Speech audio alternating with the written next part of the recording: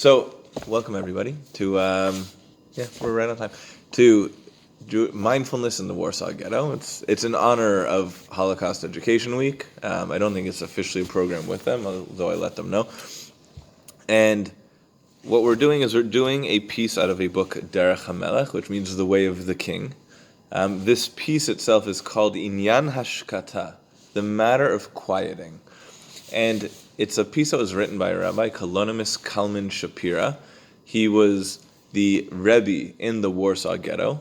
So in the Warsaw Ghetto from 1939 to 1942 or 43, he was the Rebbe there. He was really the head rabbi.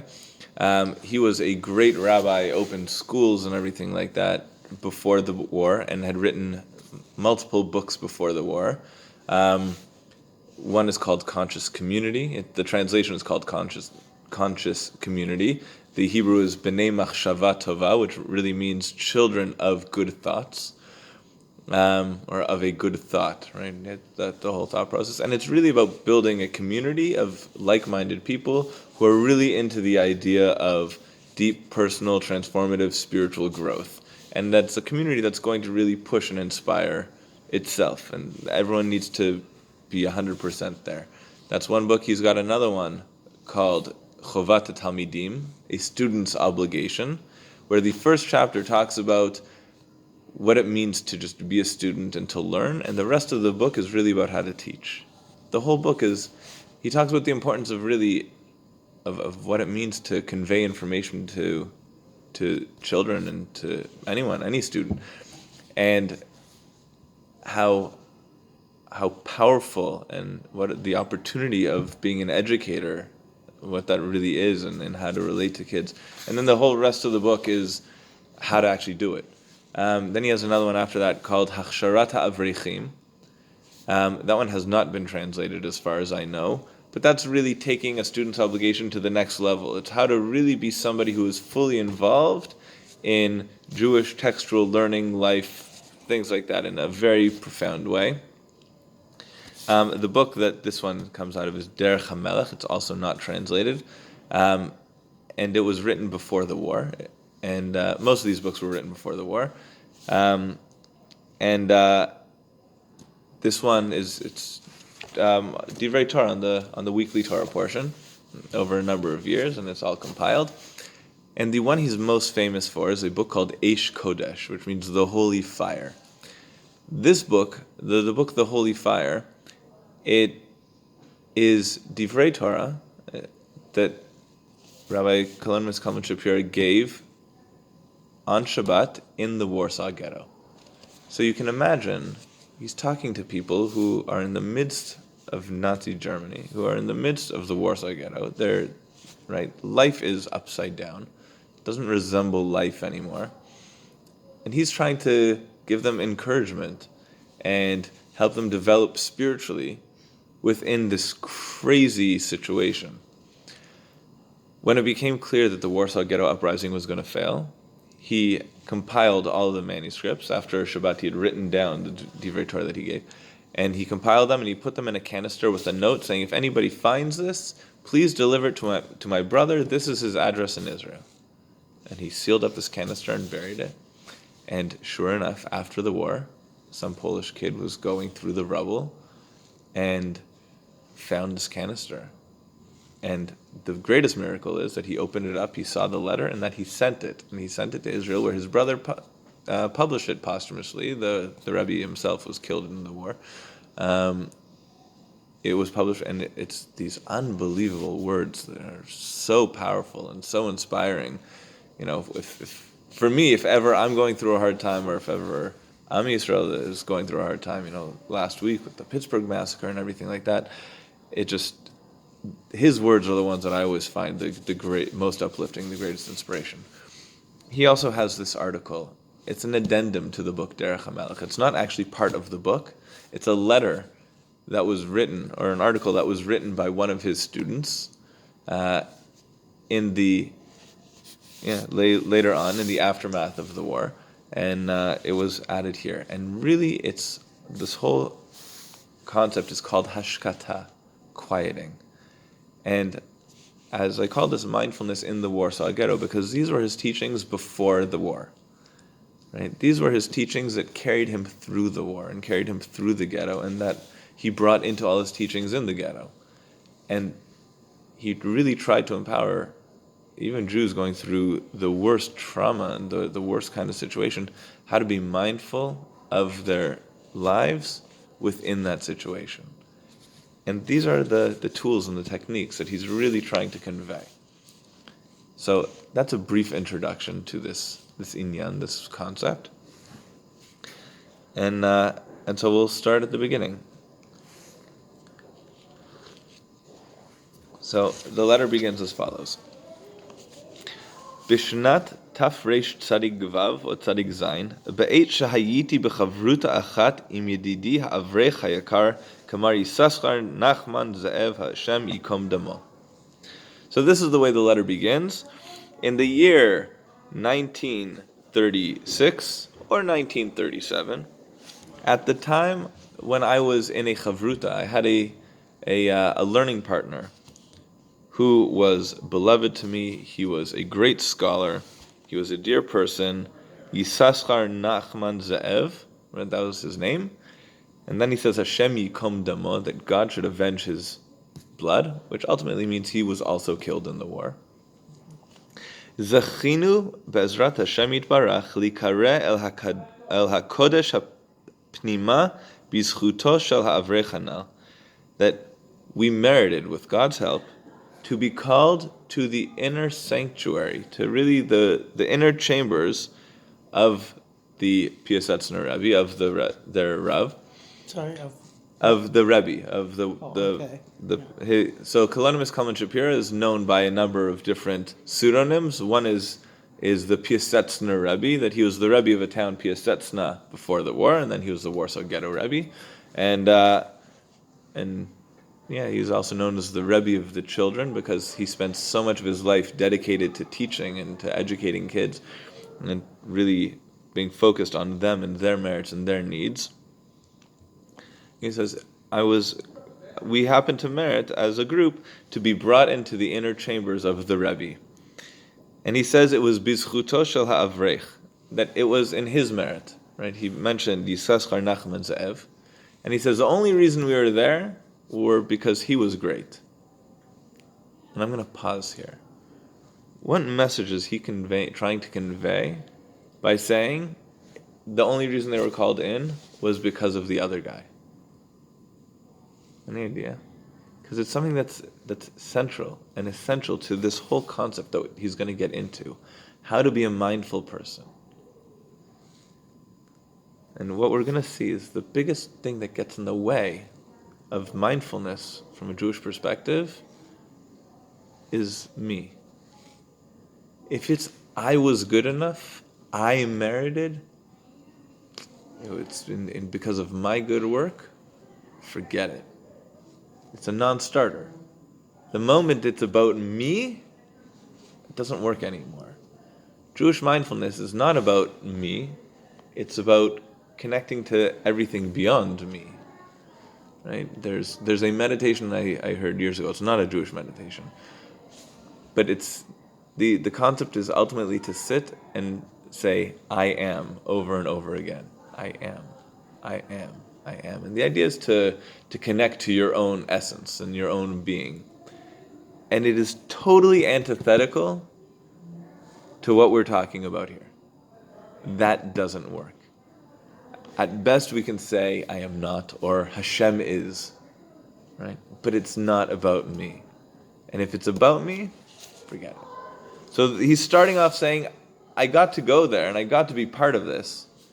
But it wasn't because I was good enough. It wasn't because I deserved it. It was because this other guy was awesome. And only I had the chance to learn with him. And so I kind of got sucked into this great bracha. But it wasn't because I deserved it. It was because he did. That's what he says. Ki kanir'eh haya ha'admor me'od maskim l'chavrutenu. It seems the Rebbe really appreciated the way we learned together. He liked our friendship. Uva'et shehaya koreh oto gam ani nikrati. It says, and when the Rebbe called him, I was also called. Again, it's not about him. He was called.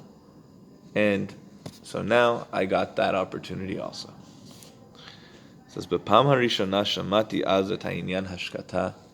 That was the very first time I got to hear this concept about hashkata, quieting. It comes from the Hebrew word sheket, right? If you were ever in Hebrew school and your teacher was yelling, "You sheket!" No, okay. I feel like that hit home. Right? It's quiet, but it's how to quiet yourself and how to be quiet so that we can hear what we're supposed to hear. It says, "Aval chaval al da'avdin she'eini zocher kol ha'inyan rak ma she'ezkor hineni kotev lemaskeret." And so he goes, it's unfortunate though for everyone who's missing out, because I don't actually remember everything. But for posterity's sake, I'm going to write down what I do remember. Right? So, first off, what we're about to see here, it's awesome. And it's life-changing. But it goes even deeper, right? And he wasn't able to write it down. But at the same time, we can take what's here, and hopefully as we're in this together, we'll actually see more and more develop from it.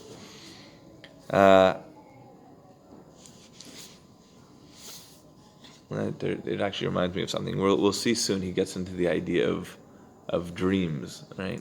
And there's a whole concept when it comes to having dreams and having a dream journal, right? Where, I don't know about you guys. Yeah, I study this. Right. I don't remember my dreams at all, right? Every now and then, I'll have a moment where I'll have a very intense dream. I'll wake up, and I'll remember a glimpse of the end of it. And then 30 seconds later, I remember less of it, and a minute later, less than that, and 2 minutes later, there's nothing left. I had a really intense dream. I don't know what it was, though. Right? And there's a whole school that I've studied, and I've done it at moments in my life where you have those dreams, and it doesn't matter what you remember, just whatever it is, start writing it immediately. You have the journal next to your bed. The moment you wake up, start scribbling it. And you may remember a lot, you might remember a little, you might get one glimpse, or write that. And that's kind of what that reminds me of. Like, he has this memory of what they learned. He doesn't remember it clearly, but let me get something on paper just so we know it's there. I did that for a bit. I couldn't read what I wrote at all. I had no idea. That's another thing. You're dreaming as you're writing, so I had that one time where I wrote something down. Like, I had this really intense thought, and I wrote it all down. I looked at it, and it wasn't even English. It wasn't letters. Anyway. Tough. So now we're going to get into the meat of it. We're in the second paragraph now, if you're following along. It goes, Adonenu Morenu V'Rabbeinu Zecher Tzadik Livracha L'Chayei Ha'olam Haba. If you look on your sheet, it's just a very long acronym. 2 acronyms in a row. It means our master, our teacher, our rabbi of righteous and blessed memory for life in the world to come. Right? It's a lot of letters. It says, Hitchil az b'hama'amar chazal. He says he began like this with a teaching from the sages that comes out of the Talmud and the tractate of Brachot. Chalom achad meshishim b'nevuah. A dream is 1/60th of prophecy. Right? Back into dreams. Dreams are 1/60th of prophecy. That particular Talmud actually lists a whole list of different things. One is that sleep is 1/60th of death. Right? But he says dreams are the sages say that dreams are 1/60th of prophecy. On a historical side note, I don't think it's fully relevant to this point, but I think it's interesting. The Talmud was compiled and greatly studied in Bavel in Babylon. It's known as Talmud Bavli, the Babylonian Talmud. And our numeric system is a base 10 system, right? We count up from 0 to 9 and then move to the next category. The Babylonian system was a base 60 system, right? They would count from 1 to 60, and 60 and 1 were the same number, right? The symbol for them was the same. And so you would have 1, you could have like 159 would, or the number symbol for 1 was also the symbol for 60. But if you had a 1 and then 59, you knew it was 60 plus another 59. Right? No, I don't understand how you did big numbers like that, but that was their system. And I've always found it interesting that in Torah we have the sages really taking hold of that. Now, I don't actually know. Maybe it started before the Babylonians, and they just carried it on. I'm not sure, really historically where it started and when it started. But there is a concept in Torah that anything that we learn, anything that's going on in the world and the culture around us, we have an opportunity to find, the Kabbalists call it the sparks, find the good in that and elevate it, bring it to a holy purpose, not just a useful purpose, a cultural purpose, but really into a holy place. So the sages have done that. They do it here. When it comes to the laws of kashrut, we also see 60. There's an idea batel b'shishim, which means nullified in 60. If you have a big pot of chicken soup and you accidentally splash a drop of milk into that soup, and it must be accidentally, this is not something you can do. I mentioned this to somebody once. They're like, "Oh, can I just put like a drop of butter on my steak then?" I was like, "No." If you accidentally drop a bit of milk in and it's less than 1/60th the volume of the rest of the pot, it's all good. Doesn't count. Right? And so this is taking that to the extension, right? It's if dreams are 1/60th of prophecy, then it doesn't really count. But there's something there. There's really something going on. When we're dreaming, we're tapping into something much greater than we think. And so he goes on. He says, Kanoda darko shel ha'admor. This was always the way of the Rebbe, Bisvarav, in his books. Ki hayeshut shel ha'adam hu hamitnaged lahashra'a mimaram. Says the Rebbe always used to talk about it, that the yeshut of a person, you know what the word yesh means? Something, right? It's the being. A person's sense of being, a person's ego. That is the greatest thing that's mitnaged, that conflicts with the idea of hashra'a mimaram, of something resting from above. Right? So the idea is if a prophet, a Navi, is trying to get some kind of divine message, the thing that gets in their way is their own sense of self. I want to receive the message. That's the best way to not receive the message, because I want to do it. God, if you want to give me a message, that would be awesome. Right? I'd be open to that, but it's up to you, right? If it's not for me, it's not for me, right? But that's really what he says. He says it's a person's sense of ego and sense of self that gets in the way of receiving this anything to rest on them. It says ve'im da'ato machshavotav erim az kasheh shetishre alav hashra'a mimaram. He says in the moment, right, a person's thoughts and knowledge are awakened, it becomes very difficult for anything to come rest on them, right? For any kind of higher knowledge or higher awareness to dwell with them. Yeah, I find it very interesting. He says like the moment it's air, which means to awaken. It's awakened, right? And, you think in the morning, what's the first thought you have when you wake up? First sight? Huh? First sight? What's the first thought? Oh, first thought. Obvious. I have to pee. Coffee. Got to go to the bathroom, right? All right. For me, I think it should be modeh ani lefanecha, right? I think it should be I'm so thankful Hashem that I woke up. That's amazing. But what's it really? I am so not ready to get up right now. Right? And my wife's kicking me out of bed because the alarm's going off, and that's bothering her, and she wants to go back to sleep too, and it's like, I'm just not, no, and I'm not ready for the day. I need a coffee. I have to go to the bathroom. But what's the operative word there? I. It's what I need, what I want, what I'm feeling. And it's the first way, the moment I wake up, I'm already it's my thoughts are turned on, my sense of ego is activated. Instead of it being the idea of Modeh ani lefanecha, which is, God, you woke me up today, thanks for that, right?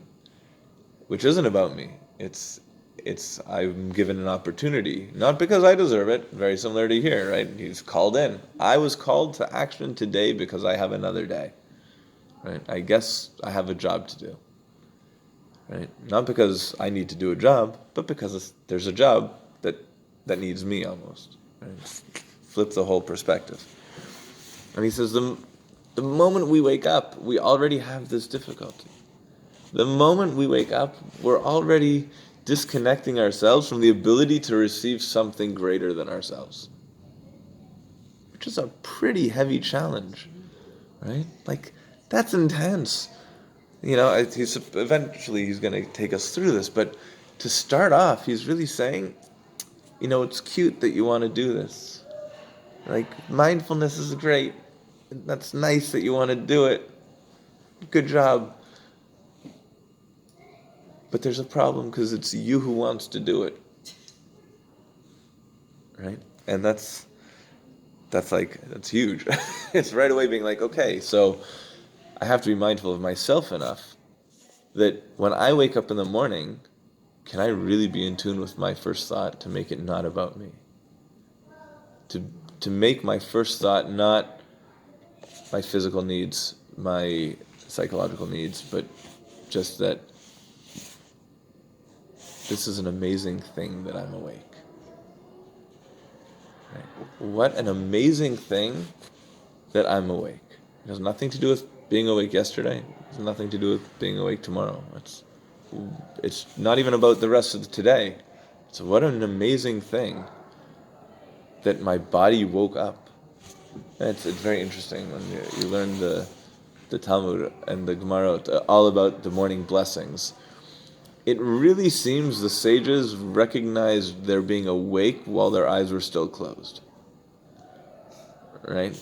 One of the morning blessings is Baruch Pokech Ivrim, just praising God for the fact that we can see, that we open our eyes. And in the Talmud it says that you should say that, technically, you should say that when you first open your eyes.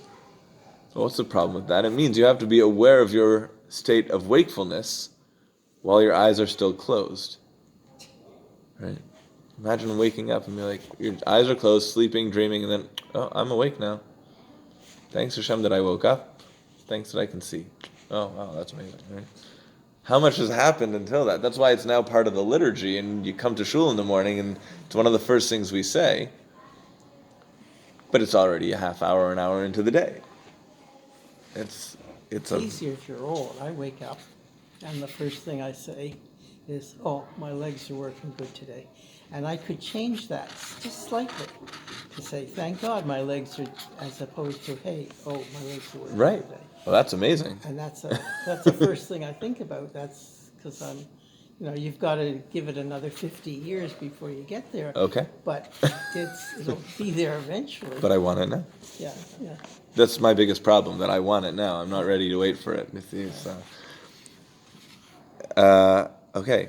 So he says this whole idea of it's when we wake up, the moment we engage with our thoughts, that's already a problem.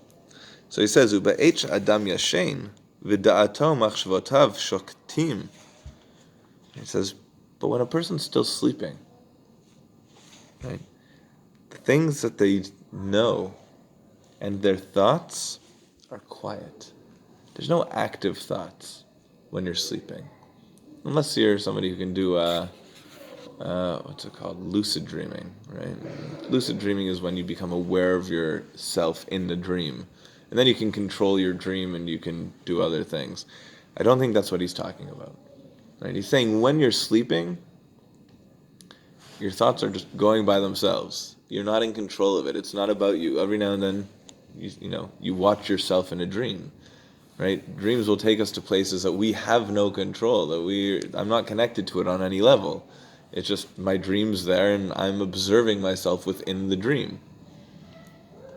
So my own input, my own ego is quiet in the dream. says, "Az davka kevan she'ein lo az da'at le'atzmo, efshar shetishra alav hashra'a mimaro." So therefore, the moment, or because your knowledge and your self-awareness isn't there, so it's possible that something else will come dwell on you. Right? That's really what it becomes possible in your dreams to have prophecy because you're not getting in the way. Right? The prophets, didn't they get many of their prophecies through dreams? So that's one of it says most of the prophets would go into a meditative kind of state, and they would essentially have the prophecy as a dream. I was learning once a book called Pardes Rimonim. It's by Rabbi Moshe Cordovero. He was a Kabbalist in Tzfat in the late 1400s, early 1500s. And he describes part of the prophetic experience. And he actually says that when a prophet would have his prophecy, his body would start trembling. It wasn't like a cool, relaxing thing, have a dream, wake up, and just be like, oh, I just had this cool prophecy, let me tell you. But his body would start shaking. It would essentially look like a seizure. And within that, his head would snap back, and he would start speaking from within that state. Right? Like he would lose control of his body, he would lose control of his mind, he would lose control of his words, and the prophecy would just flow through him. Right? Which is, just imagine that happening. It's a very intense experience. But it's one that happened when a person was able to abnegate their sense of self and be kind of free of themselves and just let whatever it was flow through them. Really a kind of channeling divine thought into the world. Right? Now, there's a lot of dream kind of imagery when you read a lot of Yeshayahu and Isaiah and Ezekiel, even Jeremiah. He's more grounded, but a lot of weird imagery. Very, everything represents something else, but it's like a dream where you're walking through the garden and then a lion shows up and the lion is also your boss, and it's like I don't know, I'm just making it up, but it's like and then all of a sudden the lion has a turtle's face. It's like it could be anything and there's no connection. And a lot of these prophecies, they read strangely, and it's through knowing how to understand them. And it says that every prophecy came through the perspective of the prophet. So no two prophets, even if they were prophesying the exact same thing, they would not see the same image because it was differently meaningful, right? What was meaningful to one would not be meaningful to the other. So, but when it came down to, this is what you said, can you explain it? Oh yeah, sure. And then they would, after the fact, be able to explain what the greater message was, which is where you have the idea of a false prophet. The Jewish concept of a false prophet is somebody who would have real prophecy. It wasn't just somebody making it up. They would have real prophecy. But when it came to explaining the vision, they would kind of explain it in a way that was PC. Right? They would try to be politically correct, make everyone happy. Most of the time, the prophets are really chastising the people, like, be better, grow, you're not doing enough. And every now and then you get these false prophets being like, no, it's fine, it's all good, what you're doing is perfect, don't worry about it. And it doesn't mean that their prophecy was fake. It means that their ability to relay the information was false. And their ability to be true to their prophecy and to what they knew the real meaning was, that was false. But the prophecy was real. These were really holy people achieving great levels and totally eliminating their ego. But the moment their ego got involved, it became sheker. It became a total lie. Right? And that's part of the concern with the ego, is how much am I doing it for me, and what happens if my experience isn't what I was expecting. Right? A lot of Jewish meditation is not calming, relaxing, things like that. It's often very intense.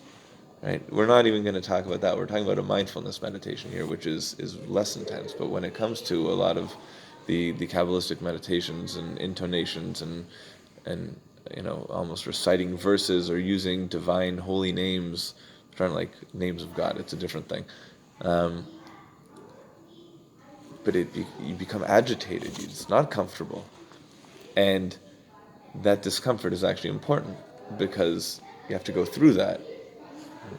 Yesterday, I was actually giving a Dvar Torah from also the Kalonymus Kalman Shapera at Sudat Shlishit, and I'm not going to reference the whole Dvar Torah, but there's one part where he connects the idea of challenges we face in life to salt, and it's based on a Gemara where it does it, and he says, what's the connection between salt and challenges? Between what? Salt. Salt. Oh, Yeah, okay. and challenges we face in life. He says if you salt a piece of meat, it brings out the flavor. If you oversalt a piece of meat, you can't eat it anymore. And the same thing with challenges we face. If I face a challenge, I can grow from it. I can become better. I can harness my own will, my own desires, and really approach life with a different mindset. But if I have too many challenges, it can break me. Right? And so he says that really, when God gives us challenges, God never really gives us too much. And then the Dvar Torah, it's about Sarah, that she dies when she saw a vision of Akedat Yitzchak, of the binding of Isaac, because she said, God, that's too much. And she really, her death was really telling off God, this is too much, you can't do this to a person. And her soul left her body in that moment because she was saying that challenge is too much for anyone to bear. Anyway, you can imagine how that was cogent to his time in the Warsaw Ghetto, talking to people about, our forebears really challenging God on when challenges become too overbearing. Anyway, we're at time now, so we're gonna break here.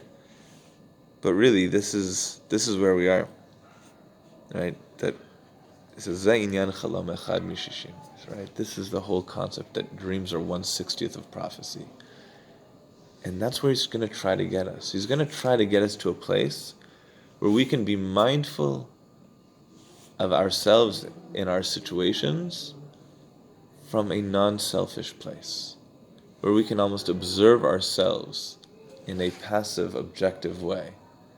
And in doing that, we can open ourselves up to greater levels of awareness, greater levels of just mindfulness of our daily lives, and even to a point of greater levels of meaningfulness within our lives. So we're going to stop here. Yashar Kol Chachem. Thank you all for coming. And God willing, tomorrow we'll go back into it, and I'll have the English as well.